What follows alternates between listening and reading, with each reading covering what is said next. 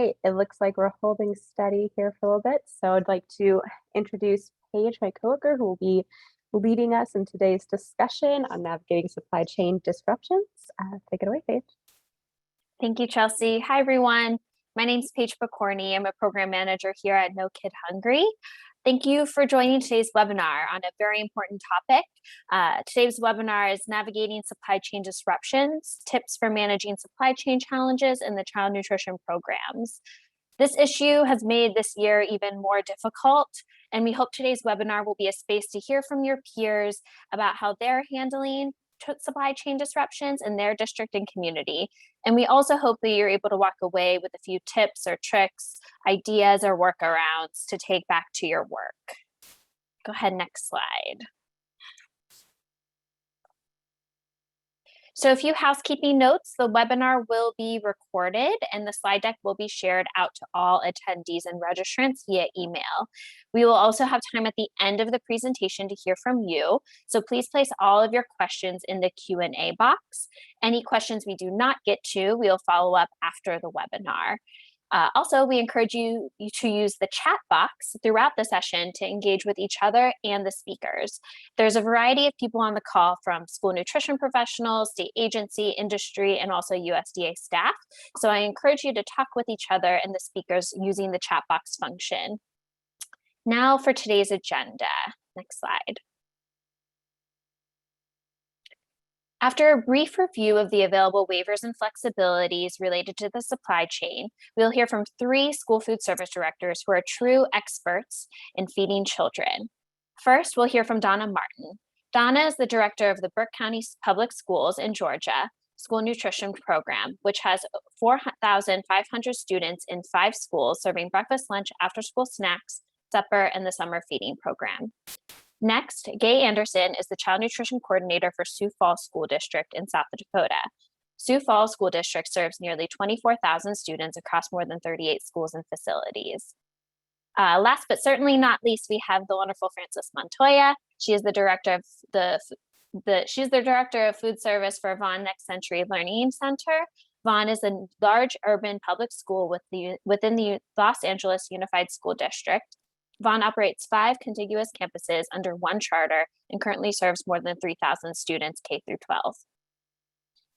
After we hear from Donna, Gay, and Frances, be sure to stick around for Q&A with our experts. While they present, don't hesitate to put your burning questions into the Q&A box, and we'll get to them towards the end of the hour. Finally, we'll be sharing resources from No Kid Hungry and our partners as we conclude the webinar. Next slide. So to kick us off, let's talk about I feel like this is momentous, the 100th nationwide waiver. So this waiver is a waiver to allow fiscal action flexibility for meal pattern violations related to COVID-19 supply chain disruptions impacting school meals in school year 21-22, so this school year.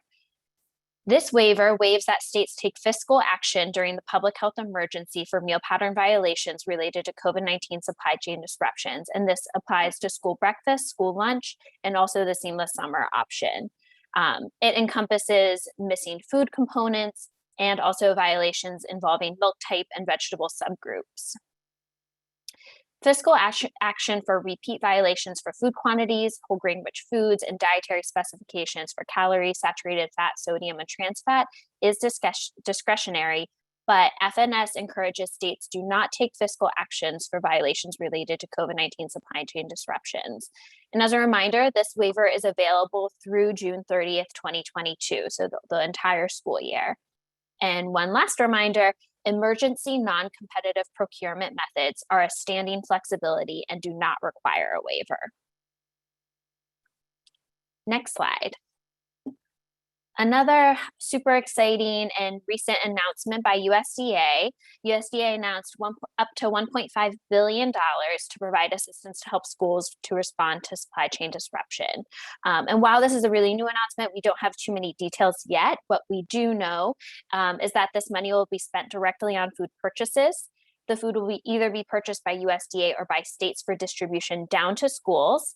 And then the foods will be focused on foods produced in America with a special focus on local and regional foods. And like I said, this is new and exciting, but new and exciting means I don't have too many details quite yet. So more information to come. Next slide, please. And last but not least, I want to say a huge thank you to all of you on the call who are meal providers today. The past 2 years have not been easy, and we appreciate all you do to make sure children have the nutrition they need to learn and thrive. And that's why we're all here, and that's why we're here to support you, because you are doing the hard, important work. So with that, I will pass it over to Donna.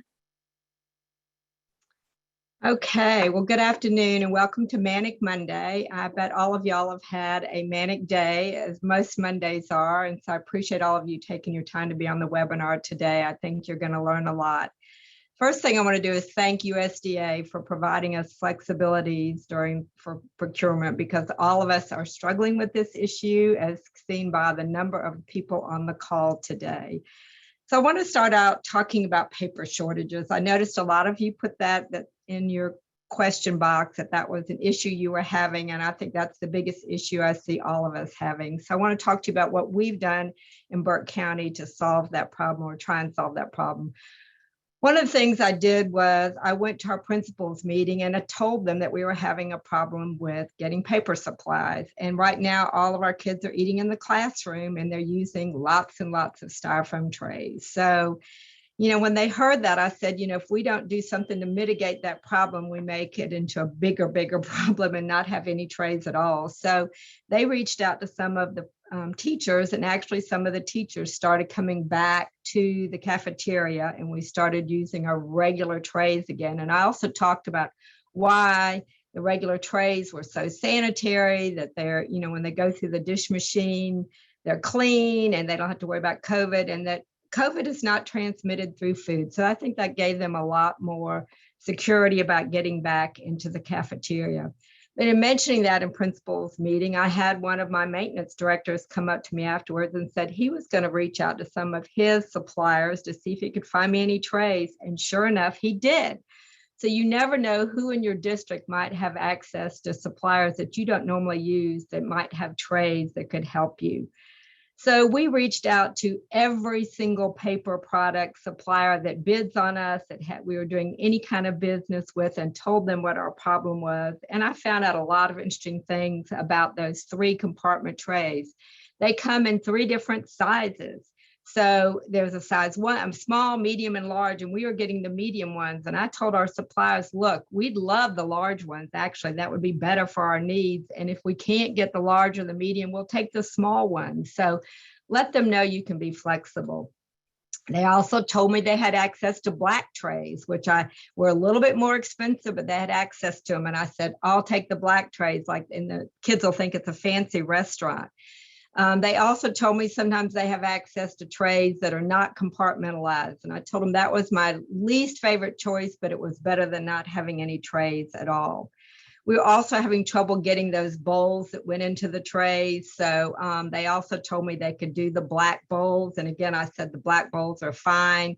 And so they started saying, well, how many could you use? And so lots of them started ordering lots more. And I said, I'll take as many as you can get. And I started stockpiling them in the warehouse and stockpiling them in the kitchens. So one of the things we do in our school district is we order 2 weeks in advance. So that way we always are, if our food doesn't come in or our paper products don't come in, we always have that extra week. So if you have room, I know a lot of you don't have room in freezers and cooler space and stuff, but if you have room, I would highly recommend that you do that. And I made sure my vendors knew that I understood the price was going up. So don't pass on buying something because you think it's too expensive. I'm willing to pay the price to get the products. I did talk to one school district that was so desperate, they took their open clamshells and cut them in half and sent those trays down and wrapped them up. So if you get really, really desperate, that's a choice. The other thing I would suggest is taking your old standard trays and putting the food on it and wrapping it in saran wrap. So desperate times means desperate measures, and I think we can all do that. We were trying to get sport kits in, and one of our sport kits came in with knives in it, and my elementary principal kind of freaked out. So we had to go through and take all the knives out. So we started going back to buying separate forks, separate spoons, and separate napkins. So if that's what you have to do to get the job done, do that. So the other thing I wanted to talk a little bit about is going local. And that's something all of us love to do. Normally, we're trying to do farm to school and things like that. But I think going local also means looking at things other than just going local for farm to school things. So our vendor shorted us on sugar, yogurt, and all kinds of things like that. And we actually started going to Sam's and Costco and Walmart. And in our town and in our area, there are a gazillion Walmarts. And so we actually just started taking our truck and going around and buying up all the bulk yogurt so that our kids could have their smoothies in the morning. And we went, like I said, we went to Sam's, went to Costco and places like that. I also think you need to think about your local grocery stores because they can lots of times help you out. So if you develop a relationship with your grocery store manager and call them up and say, look, I need hamburger buns, I need tortillas, shells. Sometimes they're very willing to help you. You can also go to bread outlets. So sometimes we are desperate to get bread, and going to those bread outlets that sell day-old bread, that is fine with me just to have bread. So working with your grocery stores are great. The other thing is, one of the things we've been shorted a lot are vegetables and fruits. And I know that the fruit costs are going up and up and up. So have you thought about, instead of serving so much canned fruit and canned vegetables, to work with your produce vendor and start buying more fresh fruits and fresh vegetables? My produce vendor has not shorted us on anything. And for some reason, produce has not been something that they have struggled getting. So instead of doing canned peaches, see if you can get fresh peaches or substitute. So sometimes, those items are a little bit more expensive, but, getting kids to eat, some of us are struggling with participation. Certainly going with fresh fruits and fresh vegetables, I think would increase participation. We also worked with our local, we have a chicken factory. I'm from Georgia and we have a lot of chicken down here. So I actually took our refrigerated truck and drove down to the chicken place, and I gave them 2 days notice, and I went down and picked up 5,000 leg quarters at 35 cents a pound. And my bookkeeper said, Donna, can you go every single day and get chicken at that price? So I don't think I can go every single day, but I told them the situation we were in, and they were great about giving us chicken. We also have some beef suppliers in the county that, if I get desperate on beef, I certainly am going to reach out to them to see if they can help us in that area. I also know some districts that are calling Domino's and other pizza places, Little Caesars, and having them deliver. So if you get in a huge, huge bind, certainly I think contacting them is not a bad way to go, or Subway could provide you with a lot of sandwiches. So I hope those are just some thoughts, some things that we've been doing to get by, and I'll turn it over to our next presenter.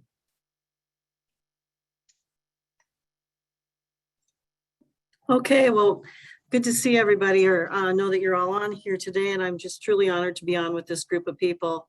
And I too want to just say a big shout out to USDA for the waiver and all the different help that we've had coordinating through these times. Just knowing that we're all working on this whole problem together means so much, and makes a big difference in what we're actually doing on our day-to-day basis. A lot of what Donna said, it just rings so true. And I'm just going to kind of build on a little bit of some of those things by talking about really more on the forecasting piece of things. I think more than ever, where we've always, a number of us have maybe bucked the system and not want to communicate the way we should to our suppliers, and giving them some of that kind of information that really needs to be drawn in so that they can actually give it to their buyers, work ahead to try and see if they can't get product and supply in. It should make a big impression on what we're going to be seeing, with what we get with our deliveries. I don't know if many of you saw this today, but SNA actually put out an article talking about 17,500 delivery or warehouse people positions are open with distributors right now, and 16,000 truck driver positions for the food distribution side of things. We're struggling, they're struggling, and we really have to find a way to communicate, work with them, and see what's going on. And just a little bit what we have been doing here in the Sioux Falls School District. Yeah, we're trying to find out what we can do every day to bring food in. I don't have the luxury that Donna has of having a lot of extra storage space to look 2 weeks out for certain things. We can do that in dry storage, but some of our freezer and cooler storage isn't that way.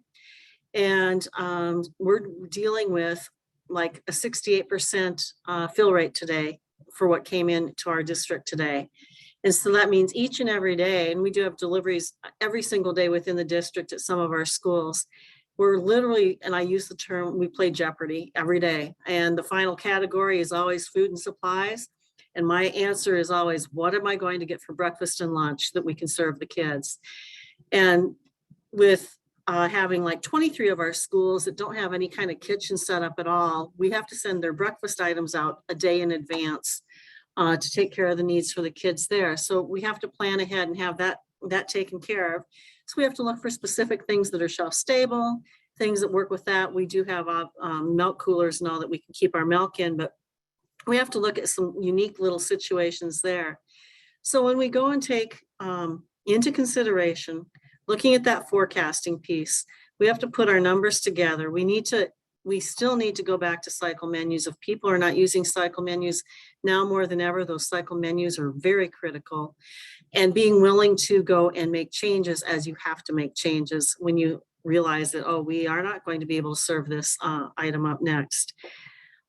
Over the weekend, when I was working on finding out what some of my fill rates were going to be, I even sent an email out to my supplier and said, I'll take any kind of chicken nugget you have. And they said, there's no chicken nuggets in the house. And I said, okay, what can we do next? What other kind of chicken line do we have? And so that communication piece, talking with them, letting them know that you're open to working with them on all the different items and products that they have is very critical. And so even reaching out and saying, I've done, hey, what can you do? How could we get, say, 5,000 servings of this? Do you have any excess of something that you need to move that hasn't been moving, that may be getting close to expiration dates for them that we can turn around and utilize right away? We've done a lot of different things like that piece. Some of the other things I think that we're running into, and I talked about this driver shortage, we also have to allow and give a lot of grace to the drivers that we actually do have. My company actually has been contracting out our food on a carrier, and because they have lack of drivers. So we're getting people who pull up to our docks and could care less about what they're delivering. They just want to get it off the truck and keep going. We've got to bite our tongues in this day and age right now, just to be able to take what we can get and be positive about how we're going to do that. The other thing I want to really get into then is just what was put up on the screen about what to do when you lose your supplier. The current supplier I have actually notified around 210 school districts in the North Dakota, South Dakota, Minnesota area almost 2 months ago that they would be dropping them as customers because they could not keep up with it. And I'm not one of them. We ended up being the largest school district that they have in the region, and they have kept us, but they're dealing with trying to finish up these contracts that they've had. And there's one more week of that. And then also working with us on what our forecasts have been for future numbers like that, as far as what we're having to have menued.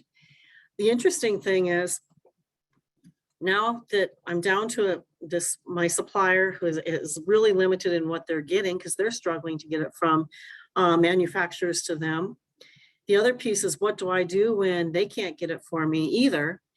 And in the Dakotas, I'll just say we don't have as much competition as maybe some other locations across the country. And there's some other rural areas that would be somewhat the same thing, where you're down to a few suppliers. And so the next one I reached out to is the one who was next closest we've done business with, and reaching out to them again and also saying, we'll take whatever you have. What do you have to move? What has to be processed? What has to, take place from there? so that we can utilize and get any kind of your products that you need to move off of there. And I've also been very upfront with our current suppliers saying, I am seeking out other sources because I know you can't get this for me. So we know that we're in these emergency procurement times, having to utilize that quite frequently, using that term almost every day in some shape or form or the other. And so it's been kind of interesting how I'm working now with 2 suppliers, my primary, and now this backup and trying to get certain things. What Donna said about Sam's and Costco, how true it is to be able to utilize some of those things where we have to make some of those emergencies. Right now, the suppliers are telling us that spice is a very difficult thing to get. And I don't know if a lot of you have been running into that, but where does most of our spices come from? They're not really USA grown products or made products. They're probably sitting out in some container out in the ocean, and we're waiting for that. So we have to get creative on how we're going to season things and make some of those items. And so we've done a lot of purchasing with seasoning on our from Costco and Sam's, buying up everything they have for spices and those types of things. So that whole creative piece and really wanting to find ways that we work better with our suppliers is very, very critical. Where we've always kind of had a little bit of negotiating, or yes, where Donna mentioned even the fact that, you know, sometimes well, what about the price? What's the price? We don't have that option to even ask what's the price right now. We're saying we will take it. We will do anything we can to have the food that we need to provide for our students so that we're being compliant and providing them nourishing meals still. And we know that those of us in the profession are not going to give up. We will find a way to get that food. So a little bit back to what I started saying, where I had a 68% fill rate today. I'm waiting on my secondary supplier to let me know what they have in excess, because we have food for tomorrow and Wednesday. We know we have food actually for Friday and a couple days next week, but our Thursday menu we've been kind of holding off on trying to find out what we're going to get. And so I'm dialing for food, sending out emails for food. What can we get? And we'll find that out here in within probably about the next 18 hours, I'm guessing.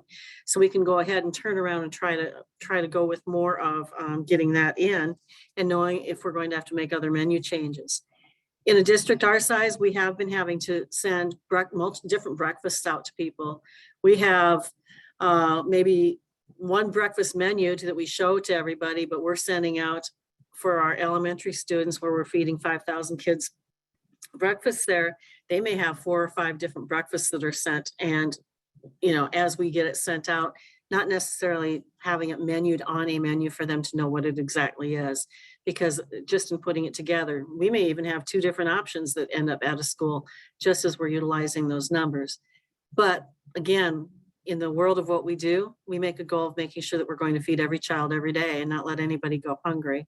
And so I think it's critical that we communicate with our suppliers, with our distributors, make sure that they understand what we're looking for and that we're willing to take anything that works for us in that kind of format. That, you know, if you've got something that you need to push, where sometimes we've said, nah, it's getting too close to the date, we'll take it, we'll change up the menu so we can possibly do that.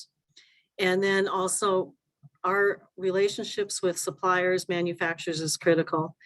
And I do have to add one last thing before I finish out here, in just saying that when it comes also down to another situation, if you can't get it through your regular supplier locally or anything like that, the other option, if you have that capability in some instances, is to actually see if you can go direct and get some of your food that delivered that way. And we actually did do that recently, and we have a 10-day emergency supply in a storage facility that we're paying for, that we've got. So when we run into one of those days that it's like, bam, we just really need to, we're in a jam, we're going to be able to pull that and know that we'll be able to use that for our students.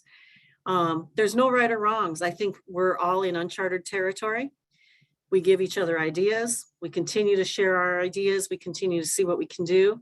And we're going to continue to stay above the fray, stay positive that we will get through this, because we always do, because we're school nutrition professionals, and we're not going to let our kids down.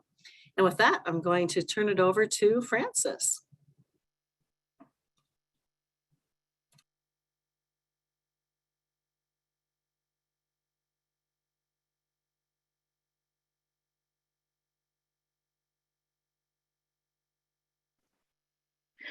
Hello all, it's Manic Monday, right? I'm on mute. I'm gonna start my timer because if anybody's been on a call with me, they know I go past my time. So I just wanna say it's an honor to be on the call with Donna and Gay. They're true heroes in the school nutrition profession. I have a lot to share today. First of all, I wanna also thank USDA for the waivers because without those waivers, we're not able to think outside the box. Usually as school food service directors, we're always within so many limitations of what we can and can't do. These waivers have helped us tremendously during the pandemic to be able to say yes for our outreach to be extended every which way. And now during these supply chain disruptions, we're able to also think outside of the box and getting food to our kids. Thank you so much, USDA, for these waivers. They really have given us the power to be able to feed these kids every day. I wanna start with communication. Here at Vaughn, I have learned a lot about communication. Communication with our staff, our community, our students. This week I have a meeting with our student council at the high school. I'm going to be talking to them about what we're facing, why menu choices can be limited. And they also offered an extended hand to be advocates for us. So utilizing the students as advocates is going to be great. It's going to take some of the stress off of me as a food service director when students do get, they're tired of the hot dog every week or something like that. Sometimes it's beyond our control. We're facing that right now with substitutions. So utilizing the students as our advocates, that's a great way. Also, our staff, being transparent with them, getting ahead of the game, letting them know, hey, this is what we could be facing this year. Once it starts affecting our menu, let them know this is what's happening. Just communication. It's so imperative to communicate with everyone. Now with the community, the parents, that's when we're in a community of 98% free and reduced. So I never want to say there's a food shortage. It's always delicate, right? We're the safe haven when it comes to so many things here at our school. So talking about staff shortages and production shortages in food and reasons why they may be seeing the students have repeated items on the menu, or you never know what could happen. Letting them know that this may happen, but they're always going to have food for the students here at Vaughn. That's very important to let them know because we know food insecurity is an epidemic everywhere, especially during the pandemic. So just letting them know there could be some changes, but we're always going to feed the kids. Communication through parent forums, social media. No Kid Hungry has a great toolkit. You could go to Team Nutrition, subscribe to all of these different organizations because they have great resources. Read them. I know it's hard to get to all the reading, but some of those hot topic items, get to them. They provide great ideas and strategies. It's not one cookie cutter way. Develop your own way custom for your students, your community, and it could be by each school because each school could be different. So not only the communication piece, but we're going to talk about communicating with vendors. So if your distributor doesn't have it, so many shortages, missed deliveries, things like that, you have brokers. So about 4 or 5 years ago, our distributor, this very thing happened. They were short drivers. We were missing deliveries by weeks. We're not a school that can handle more than a week's worth of food in our freezers. We're very small freezers. So we faced this, and guess what? We made it happen. It took a lot. I've been in the food service industry for quite some time. So I reached out to everybody I knew.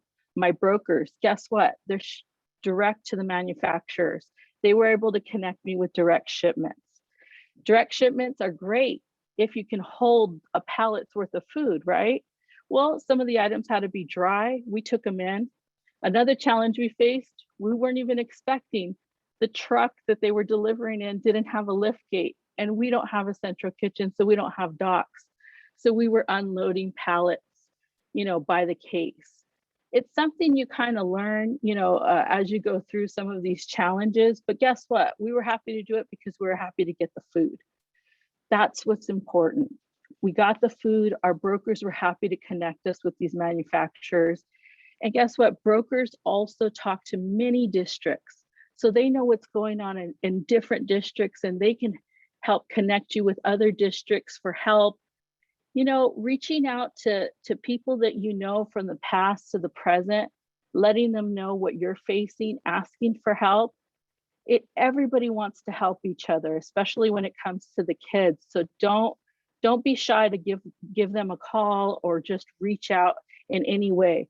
Like Donna and Gay were talking about, reach out to the markets, Costco, things like that.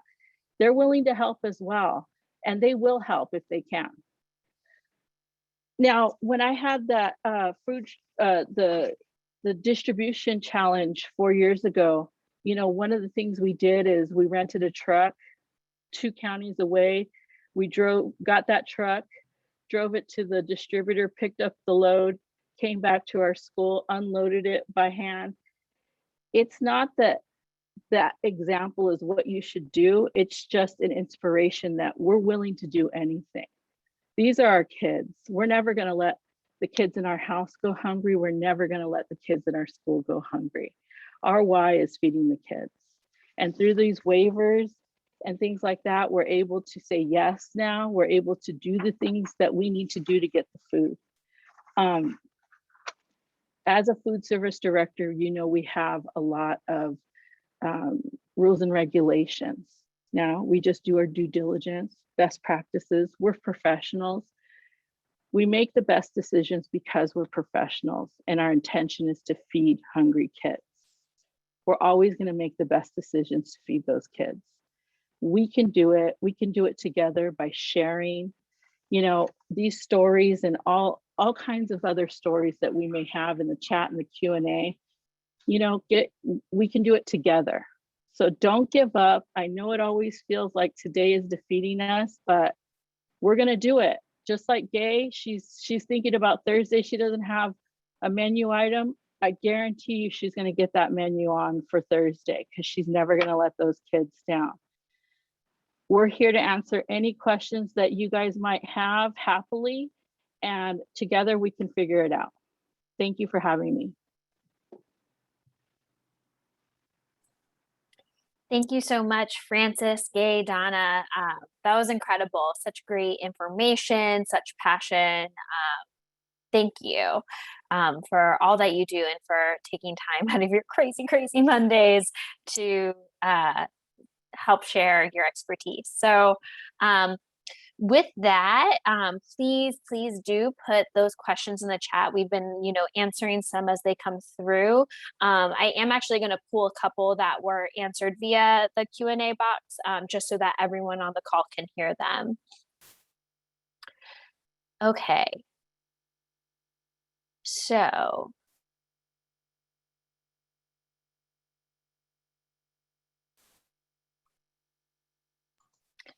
Paige, while you're doing that, can I talk about high school students?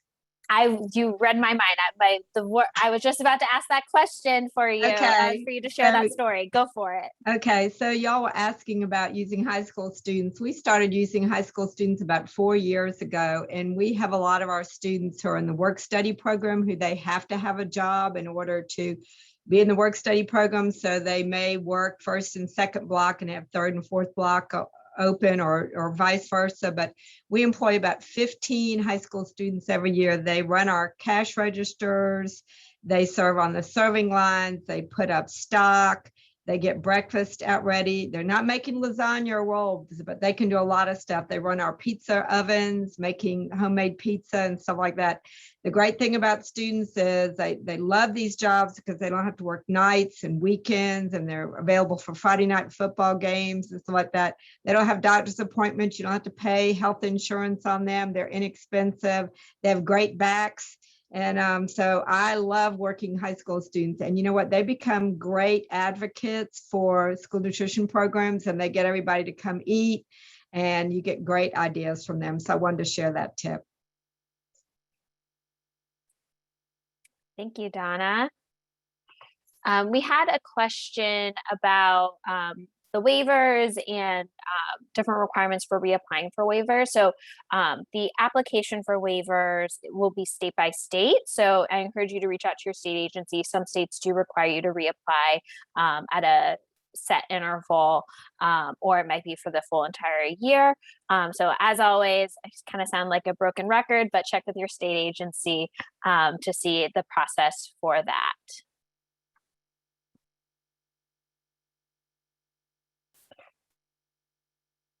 Okay. Follow-up question, Donna, for the students, the high school students, is that, do they get volunteer hours for that? So I saw that question. No, we actually pay them.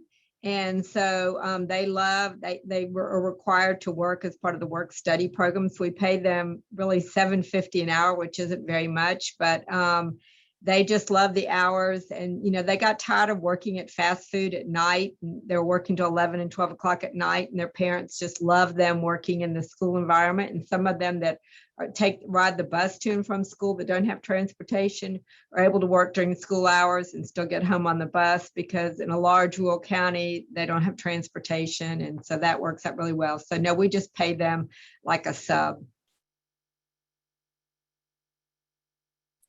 A lot of follow-up questions here. So maybe in the follow-up, Donna, you and I can connect to maybe write up a little blurb about your program. It seems like there's a lot of energy around that.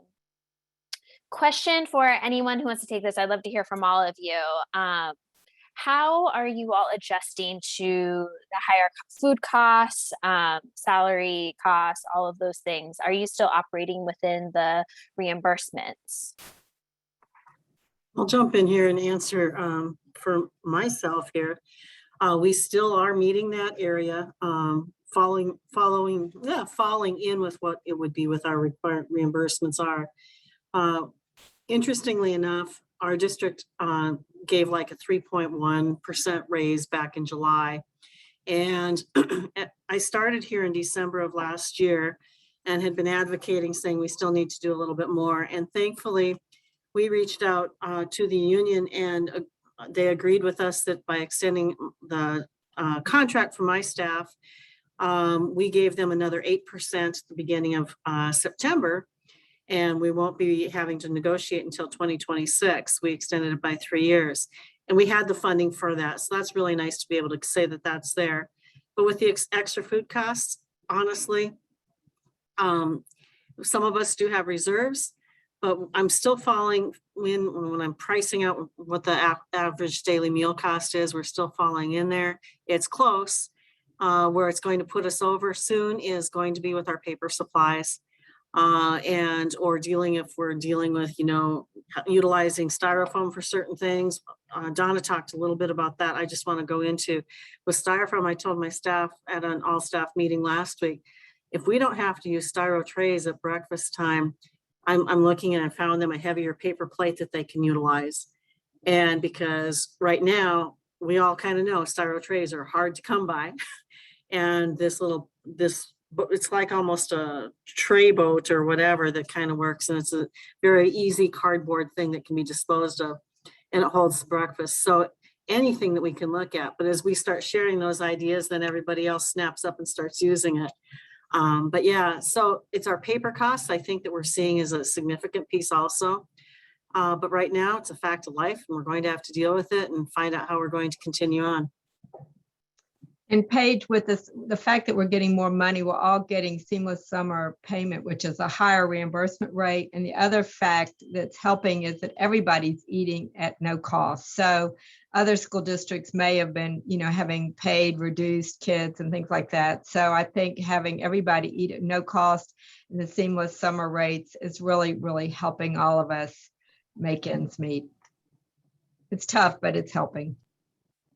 Yes. And I want to thank USDA for that. We're also running within our budget. During the pandemic, when we were able to serve Seamless Summer to the community, we were actually serving more participation that way, and we're able to get a excess of funds. So right now it's coming in handy when we're having to pay extra for some of these items, with especially produce. Our produce bill doubled, but we're able to handle it, and we're navigating through it. It's a month to month kind of watching your budget and things like that, but the extra money does help, and trying to stay within there is good, but just constant monitoring is a tip from me. Thank you all. Question about that communication, that relationship with your distributor and supplier. Have they communicated timeframes with you all and when they think their supply chains might normalize, and kind of speaking a little bit more to that communication piece between you and the supplier? Actually, with that, I think we're all hearing it's going to be longer than we're thinking. We don't see an end date in sight. And with what's happening in the national news, even, I heard that the Sunday news stories were they were telling people that, oh, there's going to be food shortages, so go out and buy groceries. So it's going to add to some of our issues already in creating that mad scramble when there was that toilet paper shortage, and it's going to create some of those same problems. And we've just all got to learn to be a little patient and know that it's going to take time. But some of the things I've heard and read is, this will take us through 2022, all of that. And that's just an easy short term. There could still be long-term repercussions for almost 5 years.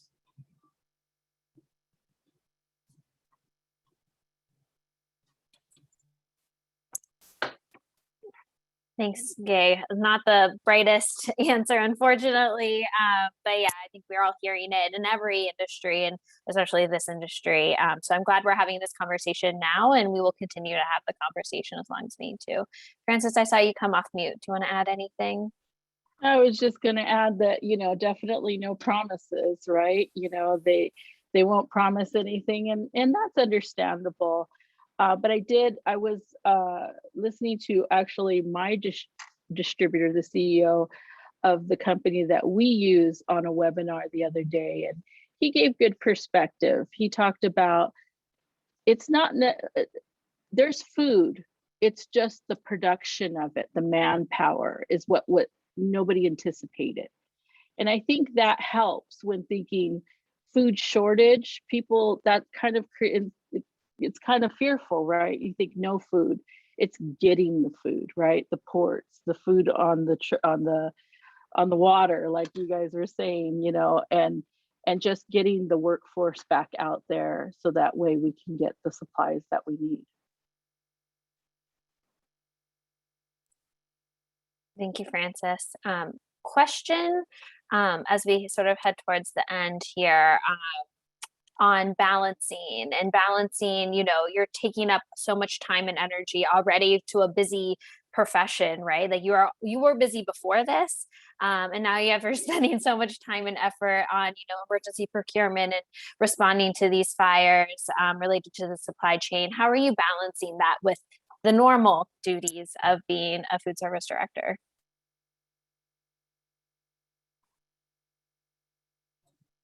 It's called lack of sleep. It's called lack of sleep, staying up all night worrying. I think that, as we've just talked to the principals and administration, we've kind of let them know that this is, and the thing is, it's industry-wide. Transportation's having problems getting buses, getting fuel, getting parts for the buses.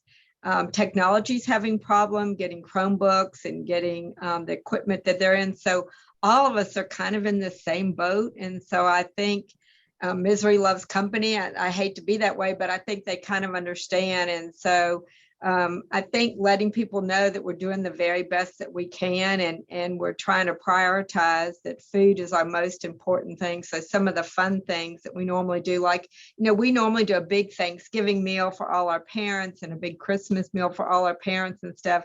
We scratched all that because I just said, we don't know if we can get food, and our students are our first priority. So, just trying to prioritize what's most important. And for us right now, making sure the kids have food is the most important. So I've heard a lot of districts say they were thinking about starting, breakfast in the classroom, or starting a homemade pizza program, or starting a coffee program and all this stuff. And they're all telling me we're not doing any of that. So they're putting off all these ideas and projects and fun things to do to make sure that our number one priority is feeding kids great food. I'm going to chime in there real quick too. And when this all first hit home, the fresh fruit and vegetable program was the first thing I put on hold. And communicating to our parents and letting them know that my main goal is to go and make sure your children have breakfast and lunch. And from there, as I can add other services, we will start doing it. And we were able to start now. We just brought in the fresh fruit and vegetable program last week, already running into issues with that.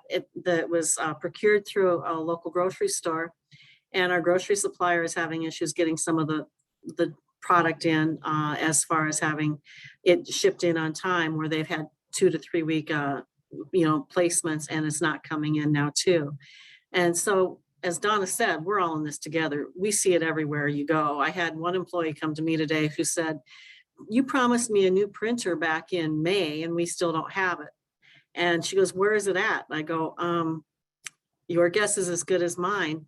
I can only do so much." And it's just like our food. We're taking everything one day at a time and making sure that we, deal with our immediate problems first. So. Yes, I agree. Prioritizing. The priority is getting the food on the table, right? Just like at home. It's how I see it. I know these ladies on the call see it the same way. We're never going to let our kids go hungry. We're never going to let the students go hungry. That's our why, right? Every single day. Balancing, you talked about, we work 24 hours almost.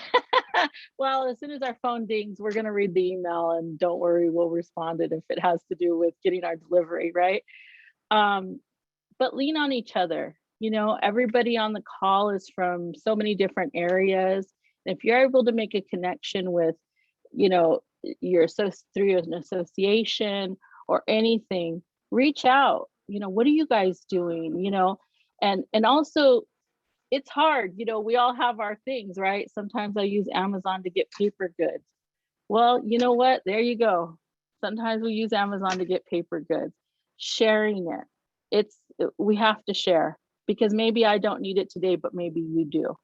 And that's what we have to do. So maybe I'm going to call Gay and Donna and be like, "Oh my God, I had the worst week. What do you guys do?" And that's how we get through some of these things. We're the leaders, right? So we have to have the strength, the hope, and we know the why.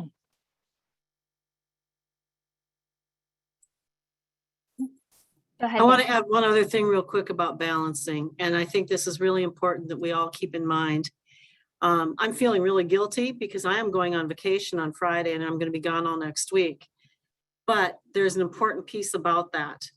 We all deserve the time off. We do need to have our family work-life balance. And when I took this job, it was one of the things I vowed I was going to keep a good work-life balance going forward, so that even for my own health, it would be something very important. You all know that if you were on vacation, you're going to still be checking your emails and having to deal with, I'll have this time every day set aside that I'm going to figure out how are we dealing with our outs and shortages, because I have some younger staff that aren't as in tune with some of those things, where I can quick say, "Hey, call this person or do this, we'll go this route." But I think it is so important when you talk about balance that we keep that focus, that we all are committed to our jobs, but we have to take care of ourselves at the same time. So I really just want to emphasize that, because I think if we're not taking care of ourselves, we're going to fail miserably in our job. Thank you so much for that, Gay. huge PSA for mental health, for not just, you know, I'm sure you all are doing all these things for your staff, but you have to do it for yourself too. You have to show up for yourself before you can show up for anyone else. So enjoy that vacation. I hope it is wonderful. Donna, I saw you come on. Yeah. Mute. Paige, I saw a saying, it says, if you don't take time for your health, you'll take time for your illness. And so I think that's exactly what Gay is trying to say, that you need to take time for your health or you'll be forced to take time for your illness. So go for it, Gay. And take all of us with you. Send us a postcard. Great. So I have a question here, and so I'm going to reword it a little bit just to be like spurring some conversation. We do have some industry folks on the call. As food service directors doing this, dealing with this, what do you need from your industry partners? What kind of calls out would you say on this call to some of those listening?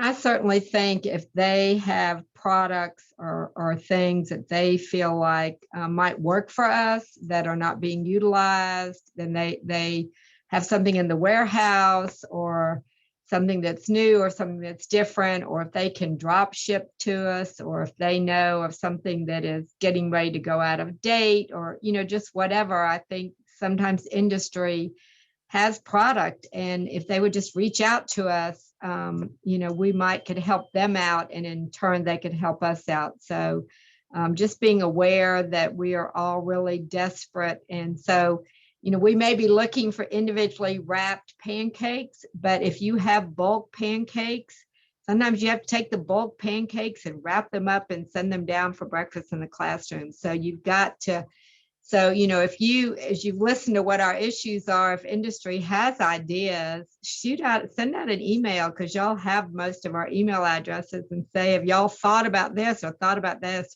We may have not thought about it, but I'll take any suggestions and any ideas that I can get from anybody. So be a partner with us and talk to us.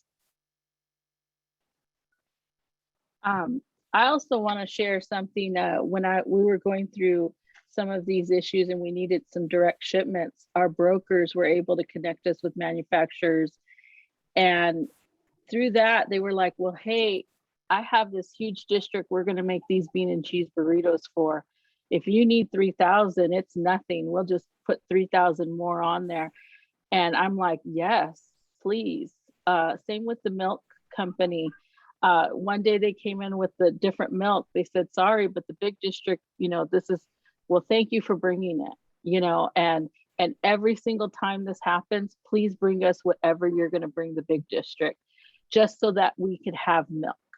So, you know, it's not the time to be so choosy, you know, as long as we're getting milk and things like that, especially if with another school district, that means that they're making sure that they're getting something that's good for the kids too. So, you know, be flexible. I think we're learning one other thing here at this time, that in the past, manufacturers have come out with so many different choices for us. You know, we all pick on the chicken nugget. How many chicken nuggets are out there in this world that have been made over time? And I think we're all realizing that we don't have to have so many multiple choices to work with. That if we kind of have it drilled down to a few, you know, lesser items or choices, we may all be able to help each other out both ways, where the manufacturer, the distributor, and the school district all become winners, the broker in between. Because then maybe we can just work on really focusing on what those numbers are. And then there isn't this excess of something that somebody said I'm going to buy and they don't buy it, and it all trickles down. So maybe we'll all be able to work smarter in the future on this and see what we can do to work smarter and better. Thank you all.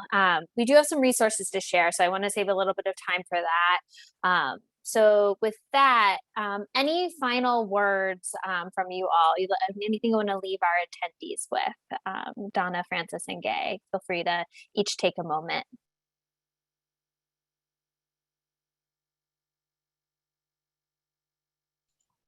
We're all in this together, guys. We're all in this struggle. The struggle is real. We have made it this long, and we can keep on going. So you're not in it alone. Every school district is dealing with this. And I had a district director call me today. She was struggling. She was on the ledge, about to go off the ledge. And I think, I gave her some suggestions and some ideas, and I felt like I walked her back off the ledge. So we need to use each other as a support system. We're all there for each other. And I may have an idea that may help you, and you may have an idea that will help us. So let's all be in this together, and let's support each other, and know that our end goal is feeding these kids, and we're going to do that one way or the other. And it may not be the exact meal that they want, and it may be a mix match meal like Dr. Seuss Day, where you have opposites day or whatever, but they're going to get fed. Donna, you said that really well. And I just would have to say, take time to breathe. We got to remember that, again, that whole piece, taking care of ourselves. Make sure we vent, find a good source that we can vent to, share our concerns. And I have the words to a song called Breathe printed out here at my desk. That when it gets kind of bad, I just start looking at that and just go, okay, take a breath. We're going to get through it. We will survive. And everyone will too. Over here, every time we get a completed delivery, I play the Kool and the Gang song Celebration, and everybody's like, oh my God, stop. I'm like, yes, celebrate. You're right. So if it's a small celebration, a big celebration, celebrate, because it feels good to laugh. It feels good to feel good, right? Lean on each other. We're going to do it. I never thought I was going to drive a big old truck to pick up a load from the distributor. I'm not saying that that's what you do, but hey, it's quick thinking because the kids aren't going to go hungry. You can do it. You're professionals, you're food service directors, right? We're the heroes. Your staff is right there waiting for us to get the stuff so they can do it. You can do it. Lean on each other. Again, we're all in this together, right? And we're all going to have those celebration moments. So celebrate. Thank you so much, Donna Francis Gay. That was fantastic. There are a lot of questions that we were not able to get to, unfortunately. However, we will save this chat, we'll save the Q&As, and we can reach out to you directly to answer your questions. And with that, Chelsea, I'm not sure if you can navigate to this link. If you can, great. If not, no worries. But we created this resource. It's kind of an experiment, I'm not going to lie. But it is a forum. It is a Google Doc that we will share with you. I will put it in the chat and it will be shared out after, to paste your questions, to crowdsource ideas, so that you all are experts on this call too, not just our three wonderful speakers. So that way you can ask your questions, get answers. It is anonymous. We ask you to be kind. We will be monitoring this document. But it is a great way, we hope, for you all to keep this conversation going. An hour is not long enough, as we clearly found out. So please, there's some instructions at the top to learn how to use it. But yeah, we hope it is pretty self-explanatory. It's organized by topic, where you can ask your questions, provide answers, and you can feel free to reach out to me or any of the No Category staff if you have any questions. Sorry, Chelsea, I'm making you do a show and a little dance right now with this, but a few other resources. A lot of these tips actually came from our resource, Tips for Navigating Supply Chain Disruptions. We encourage you to check that out. It's just a quick one-pager outlining various strategies to manage these issues and disruptions. The second was alluded to by some of our speakers, materials for communicating with your school community. It's a simple copy and paste Google Doc where you can use the content in both English and Spanish for language, and drafted social media post letters to communicate these disruptions with your community.